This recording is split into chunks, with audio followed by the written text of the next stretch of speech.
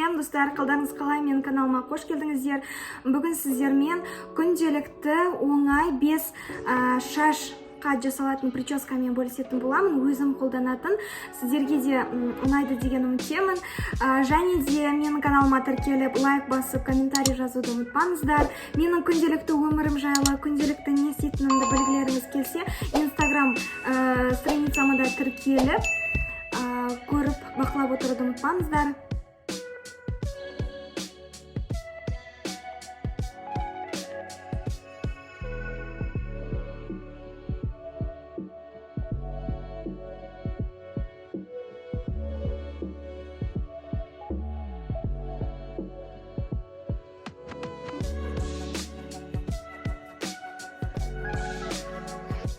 Бітті.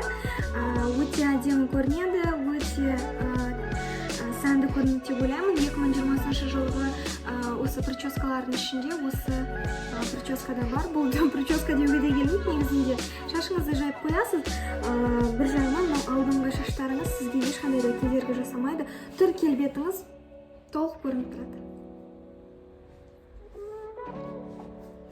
Одан кейін менің жиі қолданатын фаворит прическам, күнде қолданамын десем де болады, жұмыста өте ыңғайлы. Ол менде өте жоғары емес, хвостик жасаймын.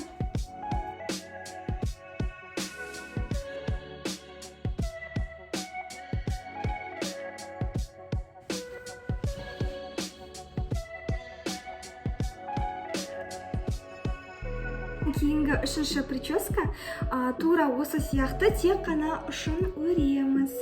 Бұл да менің күнделікті қолданатын прическаларыма жатады. Негізінде бұл хвостикті кішкене жоғарырақ қойсаңыздар да болады. Не болмаса алдыңызды бірақ осылай артқа тарап, хвостик жасап, сосын ұшын өріп қойсаңыздар да болады. Бір прическамен жүре беруден жалықсаңыз, осы өріп қоюға болады. Ұшына мынандай кішкентай резинка қолданамын.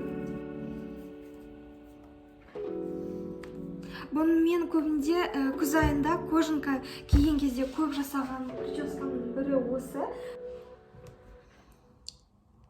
Өте әдемі көрінеді деп ойлаймын. Егер де сіздер оқуға, жұмысқа күнделікті баратын болсаңыздар, өте ыңғайлы прическаның бірі. Тағы да шаштарыңызды алға түсіріп қойсаңыздар болады, бірақ мен көбінде осылай жүремін.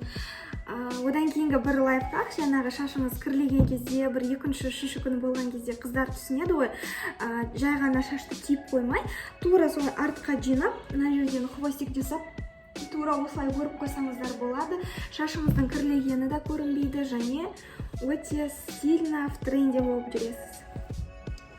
Одан кейінгі төртінші прическа, мен көбінде шашымды өріп қойғанды, не болмаса бос жіберіп қойғанды ұнатамын. Шашымды енді күнде болмаса да өріп жүремін, бірақ мен шашымды артқа жинамаймын, және де шаштың мынау бір жерінен бастап алып өремін. Сонда әдемірек көрінетін сияқты.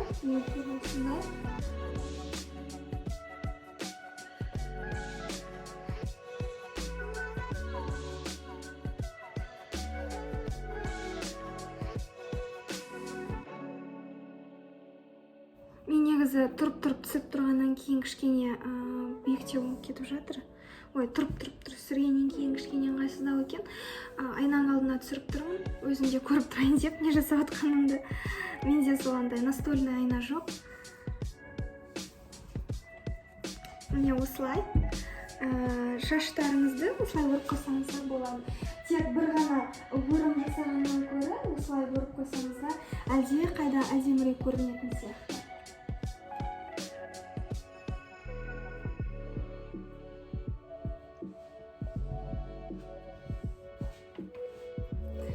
Жиі қолданатын прическаларымның бірі, рубашкалармен, кең жаңағындай свитерлармен өте әдемі көрінеді. Өте естественно, бір нәзік көрінесіздер.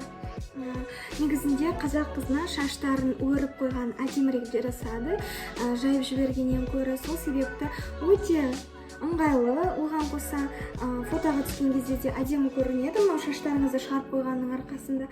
Не болмаса алдарыңызға осылай түсіріп, осылай түссеңіздер де болады.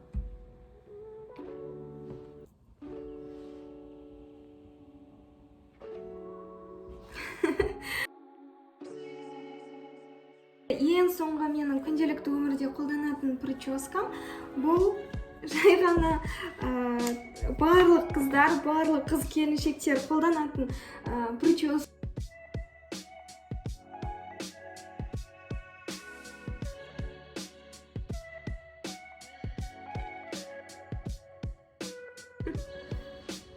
Өте әдемі көрінеді деп ойлаймын. Мен өзіме өте қатты ұнайды. Сіздерге де ұнайды деген ойдамын.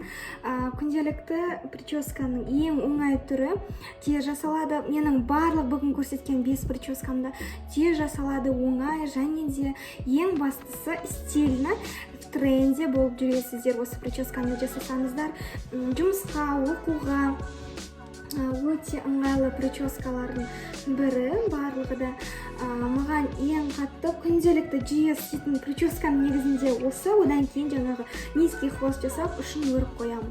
Осы екі прическаны жиі қолданып жүрмін қазіргі уақытта, қыс мезгілінде. Одан кейін жаңа шашты өру деген сияқты. Енді күнде әртүрлі, қыз болғаннан кейін 5 күн жұмыс істегеннен кейін 5 түрлі прическа қолданғанды ұнатамыз ғой. Қазір қыс мезгілі болғаннан кейін шашты жайып, не болмаса бюролап жүру енді ыңғайсыздық тудырады. Жұмысқа жеткенше жаңағы прическаңыздың алба-жұлбасы шығады. Ал мыналар өте ыңғайлы, ешқандай бір керемет бір техника, қатты бір өнердің қажеті жоқ. Тез ғана бір резинка тарақ болса болды, басқа ештеңе қажет емес. Бір-екі невидимка болса тағы да болды, басқа ештеңенің қажеті жоқ, гель ештеңе керек емес. Осы прическаларды күнделікті қолданып жүрсеңіздер болады. Қыз болғаннан кейін күнде бір прическамен жүргіміз келмейді, сондықтан 5 күнге 5 түрлі прическа. Ең бірінші жасаған прическаны бұл көбінде мен достарыммен, подружкаларыммен бір жерге барғанда қыдырған кезде қолданамын. Қалған прическалармен күнделікті жұмыста жүремін. Жұмыста, не болмаса басқа үйде жүрген кезде көбінде осы прическалармен жүремін. Мынау енді сандық үшін фотоға түскен кезде де өте әдемі көрінеді.